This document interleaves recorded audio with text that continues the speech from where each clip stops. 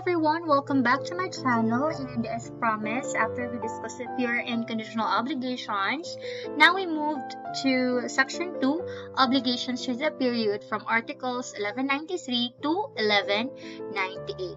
Are you ready? If yes, then please stay tuned as we discuss obligations with a period. So let's start under article 1193. It gives us the definition of obligation with a period. It is one whose effects or consequences are subjected in one way or another to the expiration or arrival of said period or term. Now, let's define period. Period refers to future and certain event upon the arrival of which the obligation or the right subject to it either arises or is terminated. Take note that it is a day certain which must necessarily come, like the year 2021, next Christmas, Independence Day, so it will really come, although it may not be known when, like the death of a person. Now, what are the differences between a period and a condition? So we have the following table. So as to fulfillment, period is a certain event which must happen sooner or later, at a date known beforehand, or at a time which cannot be determined. On the other hand, a condition is an uncertain event. As to time, a period refers only to the future, while a condition may refer also to a past event unknown to the parties. As to influence on the obligation, a period merely fixes the time for the efficaciousness of the obligation. If suspensive, take note, it cannot prevent the birth of the obligation in due time. However, if resolutory, it does not invalidate the fact that the obligation existed. On the other hand, a condition causes an obligation either to arise or to cease. Okay? Now, as to effect when left to the debtor's will. Take note, a period which depends upon the will of the debtor empowers the court to fix the duration thereof, while a condition which depends upon the sole will of the debtor invalidates the obligation. And finally, as to retroactivity of effects, unless there is an agreement to the contrary, the arrival of a period does not have any retroactive effect, while the happening of a condition has a retroactive effect. Like a condition, a period must be possible. If the period is impossible, let's say for example February 30, because it will never come, okay, or construction of a building within 24 hours because it is too short, the obligation is void. Okay, after that, let's proceed to the different kinds of period or term. So we have here, according to effect, suspensive period, obligation begins only from a day certain upon the arrival of the period, and resolutory period, which is an obligation valid up to a day certain and terminates upon arrival of the period. So let's say for example, I will pay you 30 days from today. Okay, you will know, you can count 30 days from today. I will support you from the time your father dies. Okay, here the uncertainty consists not in whether the day will come or not, but only in the exact date or time of its taking place. Or let's say for example, I will pay you when my means permit me to do so. This is considered by law as an obligation with a period. As to source, we have legal period when it is provided for by laws, conventional or voluntary period when it is agreed to by the parties, and judicial period when it is fixed by the court. According to definiteness, we have the definite period when it is fixed or it is known to come, okay, and a definite period when it is not fixed or it is not known when it will come. Where the period is not fixed but a period is intended, take note, the courts are usually empowered by law to fix the same. Okay, now let's proceed to Article 1194. This refers to the effect of loss, deterioration, or improvement before arrival of the period. So here, the rules in Article 1189 shall be observed. So let us discuss one by one. Okay, we have so a little bit recap. Let's recap what are the different kinds of rules in Article 1189. We have laws, in which is in civil law, it will It may pertain to physical loss, legal loss, or civil loss. So if it is without the fault of the debtor, the obligation is extinguished. But if it is with fault of the debtor, the creditor is entitled to damages. What if it deteriorates without the fault of the debtor?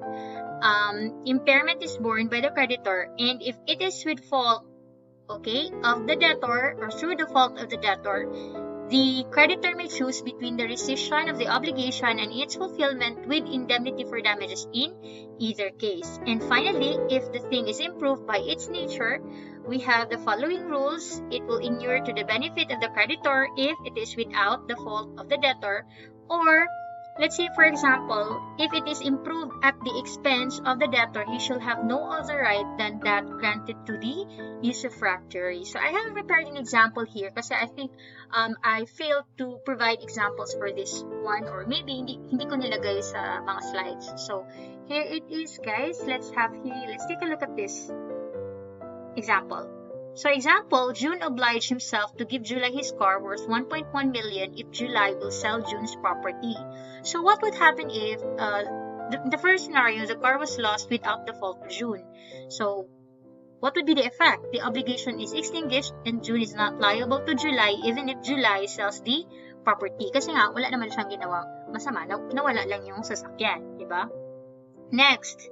But of course, sino ba namang tao normal, no, na mawawala ng sasakyan, di ba?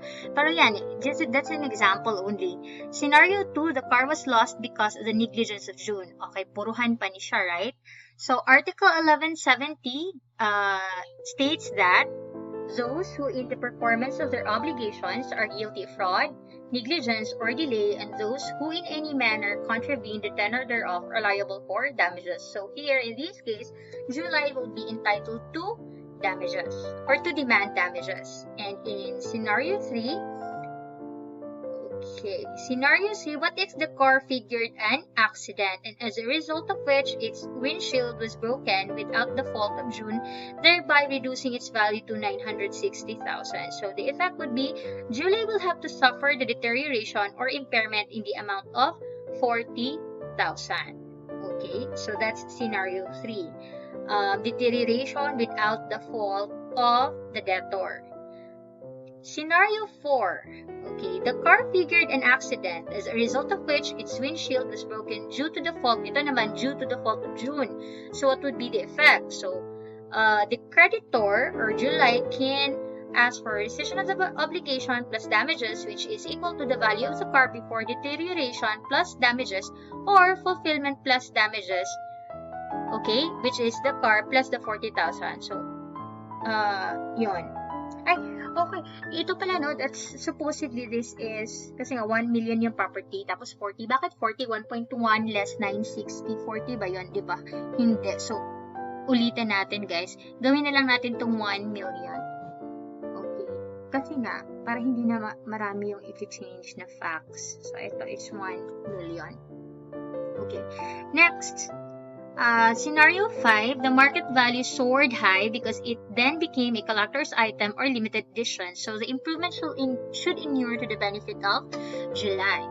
And finally, under scenario 6, improvement, June customized the car and changed its seat cover at his expense. So according to the law, he will have the right to enjoy the use and fruits of the thing belonging to another, which is under the usufructuary. Okay. So now let's move to Article 1195, which refers to payment before arrival of the period. Okay, Article 1195 applies only to obligation to give because it is similar. Okay, it is similar to Article 1188, paragraph 2, which allows the recovery of what has been paid by mistake before the fulfillment of a suspensive condition. The creditor cannot unjustly enrich himself by retaining the thing or money received before the arrival of the period.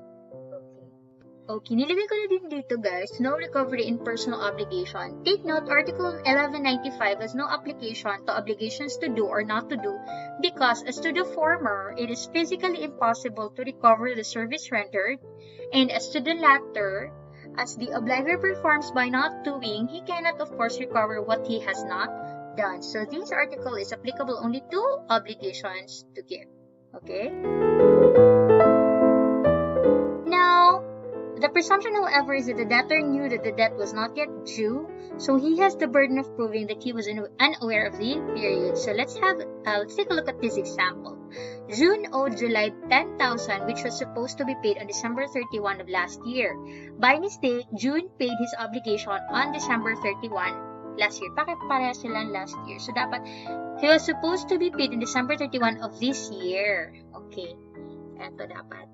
Supposedly, ngayong taon siya magbabayad. Okay? Kaso lang, by mistake, June paid his obligation on December 31 of last year. So, what would be the effect? Assuming that today is June 30, June 30, tapos si June pala. So, June can recover the 10,000 plus the interest for the half year at the legal rate of 12% or a total of 10,600. But June cannot recover except the interest if the debt had already matured. Neither can there be a right to recovery if June had knowledge of the period. So, take note, the theory under solution indemnity obviously will not apply. June is deemed to have impliedly renounced the period. Okay? Yan, that is Article 1195. Okay, so anything paid or delivered before the arrival of the suspensive period may be recovered with the fruits and interest if the obliger was unaware of the period or believed that the obligation had become due and demandable. Okay, now let's proceed to Article 1196. So here, we have the presumption as to the benefit of the period. So, Article 1196 states that whenever in an obligation a period is designated, it is presumed to have been established for the benefit of both the creditor and the debtor. So, yan, general rule, both parties. Unless, from the tenor of the same or other circumstances, it should appear that the period has been established in favor of one or of the other. So, exception, term is for the benefit of the debtor alone, or the term is for the benefit of the creditor alone. Okay. Take note, the presumption is however, the general rule, both parties. The presumption is however disputable and may be overcome by proof that, by the tenor. Kaya hence, if it appears that the period has been established for the benefit of the creditor alone, he may demand performance at any time. So, paano ba natin yun ipipaint, no? So, here is a example. So, for exception number 1, for example, the term is for the benefit of the debtor alone. So, what if June borrowed from July 10,000 to be paid within 1 year without interest? So, lakihan natin ng konti. So, June borrowed from July 10,000 to be paid within 1 year without interest. O, diba? Nangutang ka, walang interest. Perfect. So, in this case, the period of 1 year should be intended for the benefit of June only. Therefore, he can pay any time, but he cannot be compelled to pay before 1 year. So now, exception number 2, an example of an exception number 2. So, eto, kaya alam din natin. Parang ayan. So, terms for the benefit of the creditor alone. June borrowed from July 10,000 payable on December 31 with the stipulation that June cannot make payment before the lapse of the period, but July may demand fulfillment even before the said date. So here, July can demand payment at any time, but June cannot shorten the 1 year period without the consent of July. Ordinarily, there must be a stipulation granting the benefit of the term to only the creditor. Okay, so that's Article 1196. General rule, the period is for the benefit of both parties. This presumption, of course, is rebuttable. Okay, yan. Take note, computation of term or period under the Administrative Code of 1987, legal periods. A year shall be understood to be 12 calendar months, and then a month of 30 days, unless it refers to a specific calendar month, in which case it shall be computed according to the number of days the specific month contains. Day, okay, to a day of 24 hours and night from sunset to sunrise. Okay. A calendar month is a month designated in the calendar without regard to the number of days it may contain. So, one calendar month from December 31 will be from one calendar month from December 31, 2010. Okay, would be from December 1 to December 31. Okay. Under the Administrative Code, yan na nga. So, yan. Administrative Code to ha. Yung computation of term or period. So, tapos na tayo sa Article 1196. Let's move to Article 1197. So, here, the period mentioned in the provision refers to the judicial period as distinguished from the period fixed by the parties in their contract, which is known as a contractual period. Kaya nga, sabi, under Article 1197, court is generally without power. If the obligation does not fix a period, but from its nature and the circumstances, it can be inferred that a period was intended, the court may fix the duration thereof. The court shall also fix the duration of the period when it depends upon the will of the debtor. So what are the exceptions to this rule? First, the period is fixed but the period was intended. No period is fixed but the period was intended. And the second one is the duration of period depends upon the will of the debtor. So example, no period is fixed. Like July sold a parcel of land to June with a right to repurchase. No term is specified in the contract for the exercise of the right. So the court is authorized to fix the period. On the other hand, what if the duration depends upon the will of the debtor? Sabi ni debtor, pakonti-konti lang, little by little, as soon as possible, from time to time, at any time I have the money. So, kailan pa? Mag-aantay ka na lang ni debtor kung kailan kanya babayaran. Of course, hindi. So, sabi ng Article 1197, ito is pasok siya sa exemption to the rule that if the obligation does not state a period and no period is intended, okay, but from the nature and circumstances, it can be inferred that the period was intended, the courts may fix the duration thereof. Oo nga naman, to protect the rights of mabubuting nagpapautang, no? Mabubuting mabubuting tao na umutang tapos hindi alam kung kailan magbabayad, parang ganun. So that's it, pansit. So Article 1197. So let's move to Article 1198. So konti na lang guys, no? This is the last, I think under section 2, tama ba? Oh, yes, that's correct. This is the last section under obligations with a period. So the debtor should lose every right to make use of the period. Okay, number 1, when the debtor becomes insolvent. Okay, when after the obligation has been contracted, he becomes insolvent unless he gives a guarantee or security for the debt. Now, second, when he does not furnish to the creditor the guarantees or securities which he has promised. Number 3, when by his own acts he has impaired said guarantees or securities after their establishment and when through a fortuitous event they disappear unless he immediately gives new ones equally satisfactory. 4, when the debtor violates undertaking in consideration of which the creditor agreed to the period. And finally, the last one is when the debtor attempts to abscond. Now, sometimes when we memorize the provisions of law, yung mga maliliit lang talaga mga provision, yung last na lang talaga, the debtor should lose every right to make when the debtor attempts to abscond, yung pinakamaliit, di ba? Okay, so example, June owed July 25,000 due and payable on December. What would happen if June becomes insolvent? Diba? July can demand immediate payment from June even before maturity unless June gives guarantee or security. Okay? The insolvency in this case need not be judicially declared. It is sufficient that the assets of June are less than his liabilities or June is unable to pay his debts as they mature.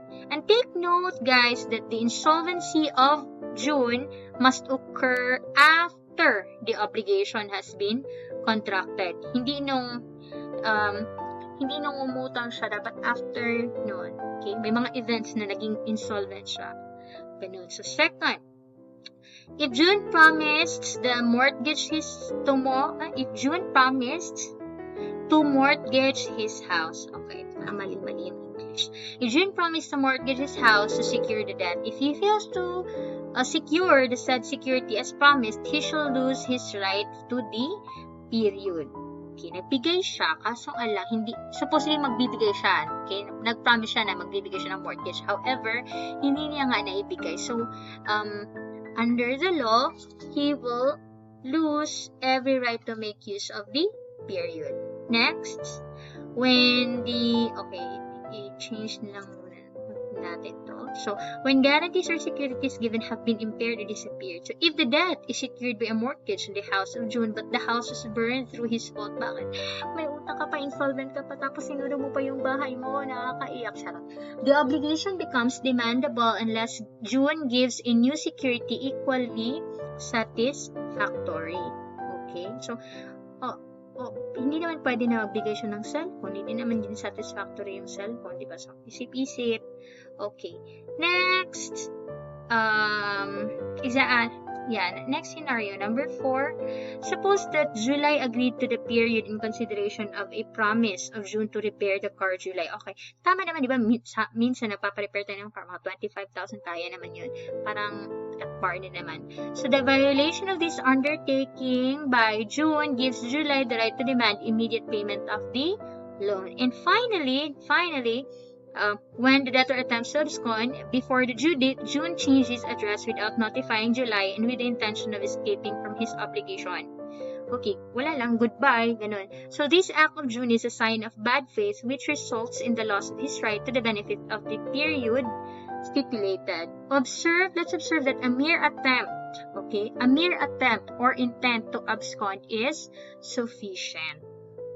Okay guys, I think that would be all under section 2 of obligations with a period. If you like this video and if you like to listen to my voice for the next few videos guys to, have section 3 alternative obligations, please do not forget to subscribe and share this.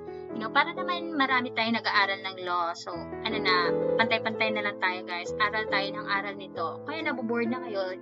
Yun nga. Kahit naboboard na, mag-aaral pa rin. Okay, thank you very much for watching. Keep safe.